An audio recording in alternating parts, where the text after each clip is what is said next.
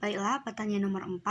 Jelaskan dan berikan dengan contoh berbagai tahapan penting dalam menjadikan bahan-bahan alam sebagai agen imunoterapi di masa depan. Nah, adapun tahapan-tahapan yang harus kita lakukan sebelum kita membentuk suatu produk herbal atau obat-obat bahan alam sebagai agen imunoterapi di masa depan. Yang pertama, mungkin kita bisa menentukan dulu kita ingin mencari apa dan kita ingin membuat bentuk sediaan apa, lalu fungsinya untuk apa. Nah, mungkin yang pertama-tama itu kita mencari dulu bahan alam yang akan kita gunakan.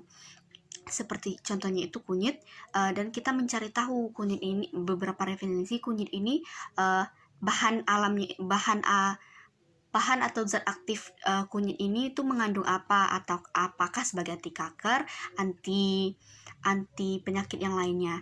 Nah, mungkin yang pertama itu kita menentukan dulu kita akan membuat sediaan dalam bentuk, contohnya itu dalam bentuk tablet. Nah, setelah itu kita mencari bahan alam yang akan digunakan, contohnya kunyit. Setelah itu kita mencari tahu bahan alam yang akan kita gunakan, dan setelah tahu bahan alam yang akan kita gunakan, selanjutnya kita lakukan pengujian. Apakah dalam kunyit tersebut terdapat bahan atau zat aktif yang akan kita bahan aktif yang kita inginkan untuk membuat obat. Apakah bahan alam tersebut cocok dan sama tujuannya dengan kita untuk menciptakan atau menemukan suatu obat. Nah, dilakukan pengujian dengan senyawa kimia. Setelah dilakukan pengujian dan didapatkan hasil, dan ternyata dalam bahan-bahan tersebut terdapat zat aktif atau bahan kimia yang kita inginkan untuk menciptakan obat.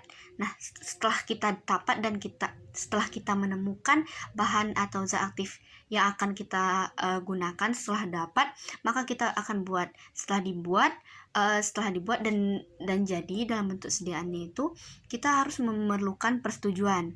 Setelah dilakukan persetujuan dan melalui beberapa tahapan, maka jadilah